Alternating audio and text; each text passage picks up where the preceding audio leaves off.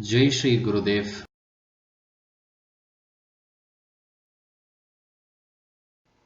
In this, we will be discussing the female accessory reproductive organs and their role in reproductive process. Female reproductive system is a complex and interconnected group of organs. The main purpose of this group of organs is to prepare a woman for a normal pregnancy and its maintenance till the child is delivered.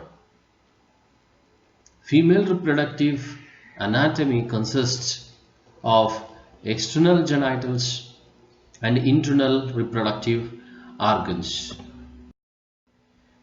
The external genital organs of a woman are usually called as the vagina, but actually, the vagina is one of the many organs that forms the external genital structure, with each organ as a respective role to play. In fact, all these parts of the external genital structure are collectively known as vulva. The vulva gives sexual pleasure to a woman when which is stimulated. The primary external genital structure of a woman's body includes mons pubis, labia majora, labia minora, clitoris, vulvar vestibule, and urethra. Mons pubis. It is a fatty area which is located above the pubic bone. This particular region is generally covered by pubic hair. The main task of mons pubis is to provide physical protection or cushioning to the pubic area. Labia majora. This is a two-folded fleshy tissue which encloses other external genital organs including the vagina. The labia stretches from the front part of the vagina to the rear opening. The labia consist of sebaceous glands which secrete fluids and which are responsible for the lubrication. When a girl reaches puberty, hair starts appearing on labia majora. Labia minora. In between labia majora lies labia minora. It is also a two-fold skin that can be very small in size, about 2 inches in width. Labia minora extends or cover the vaginal opening and which is pinkish in color, which come from the bunch of blood vessels that lies beneath the foldings. Thus the skin can be torn during sexual violence or during vaginal childbirth.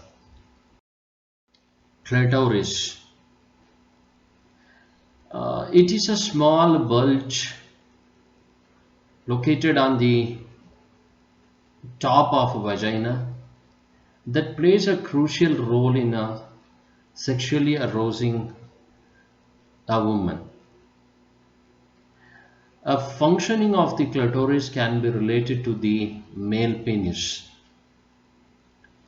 During a sexual intercourse or by the stimulation, this a sensitive organ erects just like the penis erection in case of man. In other words, stimulation of the clitoris is necessary for achieving the orgasm of woman. Vulvar vestibule. This external portion consists of the urethral orifice or the opening of the vagina, Bartholinian glands, Skene's gland, and the hymen.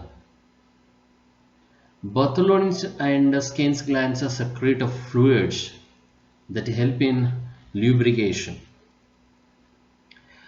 Hymen does not have any specific purpose except it tears apart when a female indulges in a sexual intercourse for the first time, or which could be torn out during any other physical activity. Urethra. The outer genital structure of women also consists of the urethra, which is located in between the front of labia minora and above the vaginal opening. The urethra is the organ through which a woman expels urine. The internal genital organs include vagina, uterus, cervix, ovaries, and fallopian tubes. Vagina. Vagina is the most common term used to describe female genitals. This is 3 to 4 inch long muscular tube is the end of the birth canal. The vagina is the organ where a man inserts his penis during sexual intercourse.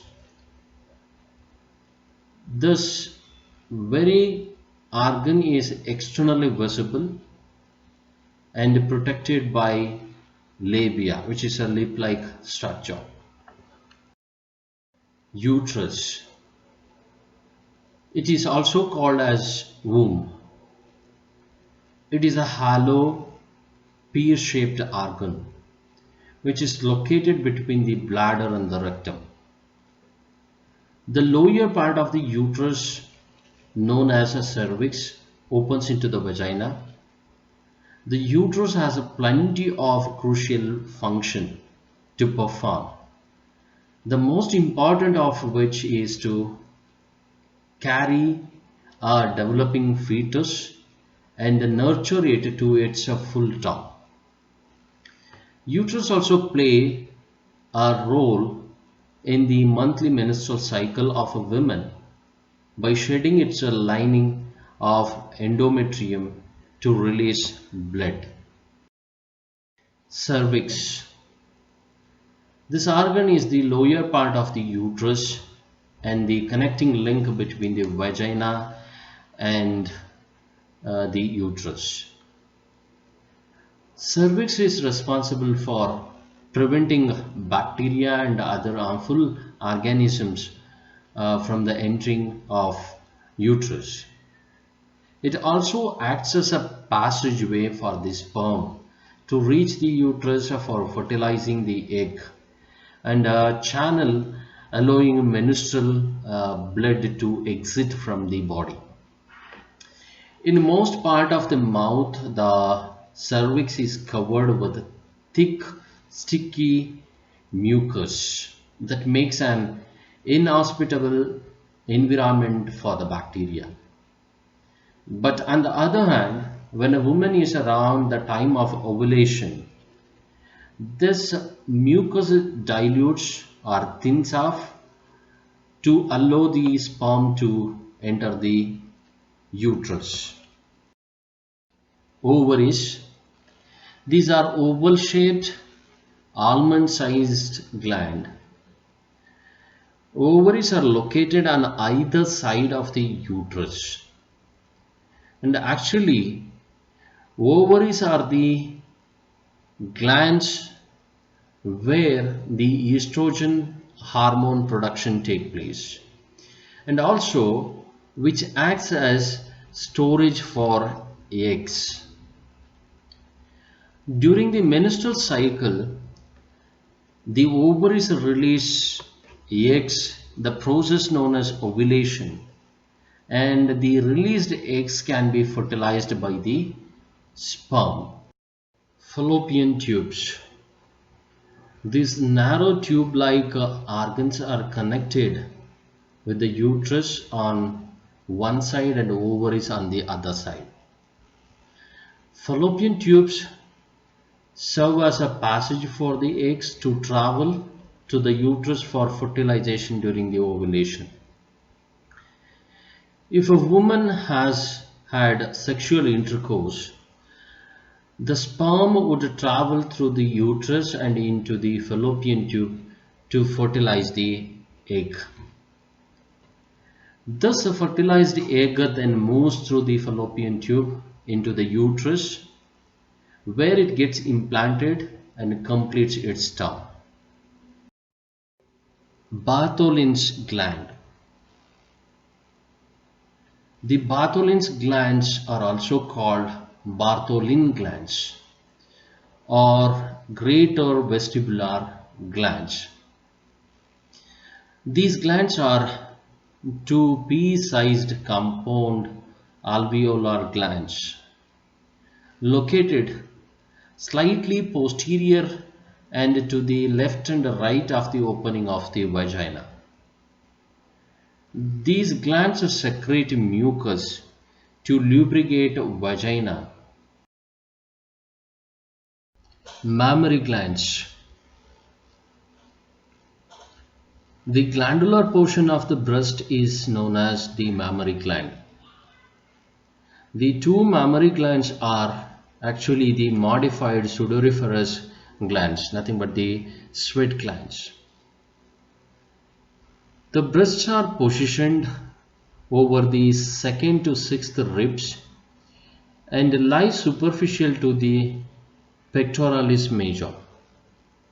Medially, the breasts extend to the lateral margin of the sternum. Laterally, the breasts follow the anterior bud of the axilla. In non-pregnant individuals, the breasts are largely made up of fat and connective tissues, which are scattered with immature glands. During pregnancy, under the influence of many hormones, the glands enlarge and occupy the major portion of the breast. The glands consist of 15 to 20 compartments called lobes, which are separated by fat tissue. Between the lobules, suspensory ligaments are called Cooper's ligaments, extend from the skin to the deep fascia over the pectoralis major, supporting the breast. Each lobe has many small compartments, smaller compartments called lobules that are collection of milk secreting glands known as alveoli. The alveoli are lined by secretory cells and surrounded by spindle-shaped smooth muscle cell called myoepithelial cells. The contraction of these cells helps expel the milk towards the nipple.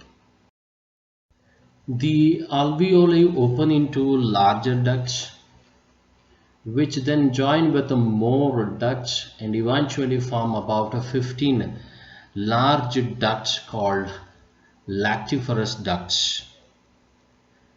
And these lactiferous ducts open out through the nipples.